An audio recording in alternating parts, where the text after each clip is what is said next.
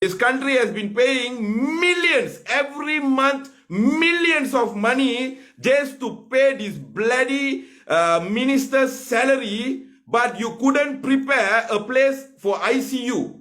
You couldn't prepare a place if COVID increase. You all don't have brains. You all don't have brains to think what will happen if the cases increase. 70 our ministers for what? For what the bloody hell you all have 70 our ministers in this country?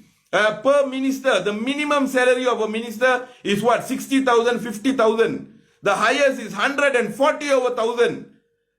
And y'all are paying all the dumb people so much of money for doing nothing. Screw this bloody government, Muhyiddin. You are one of the most worst prime ministers that I have ever seen.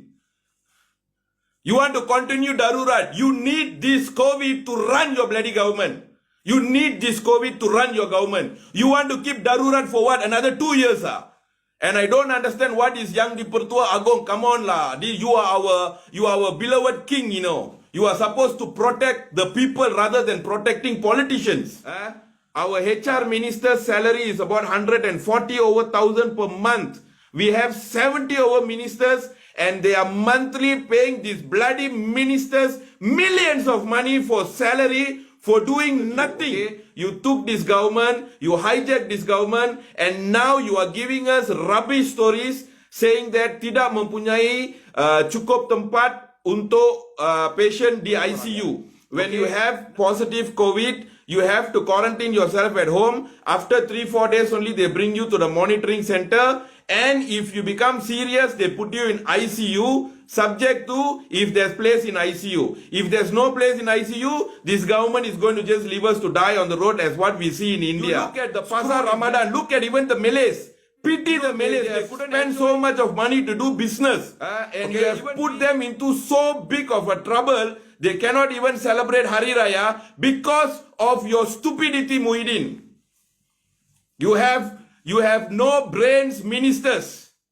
We have one of the most worst government that we could have ever imagined in this country, which is running such a beautiful country like Malaysia.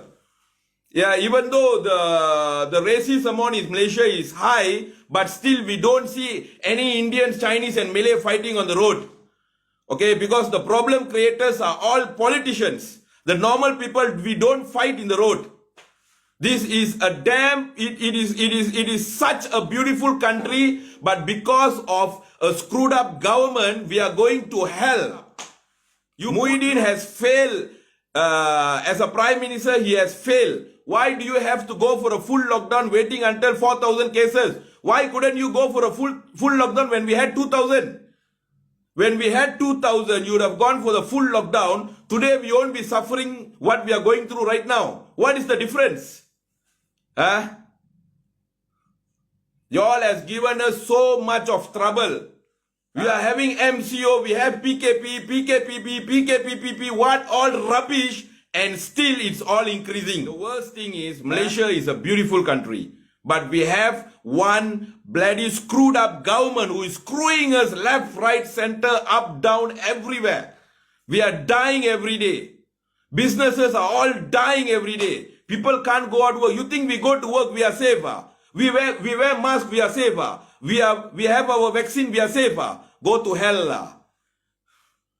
We work not only to survive, we work also to pay you bloody government tax. You survive. Your bloody ministers take salary from our bloody tax money. We work hard to pay your salary. You know, the entire nation's pay. We work so hard not only to help our family, to even help your family, Muhyiddin, to all the ministers' family. We work hard. And what are y'all doing? Screwing us again. We have a Canadian minister who comes and says, about 3 days back, the Canadian minister, Kementerian Dalam Negeri, the minister is coming and saying they have new places, 3 or 4 new places to capture whoever langgar SOP and put them inside. Okay? Y'all have created places to take people and lock people for doing their wrong things, but you have got no place. You have never created more ICUs in this country. Why can't y'all create more ICU? Don't give any salary to the minister. For what do we have to pay for stupid ministers? You are sucking our blood. You are giving them high salary, and you are putting the people into the drains. You are putting them in the road to die without giving any facilities. You look at Sungai Buloh Hospital. Look at that. Is that Malaysia? Can we ever expect Malaysia to be in that situation? Malaysia is not a poor country, you know. Malaysia is not a poor country. We are one of the best country in Asia, and look at us today. We don't have proper facilities in hospital.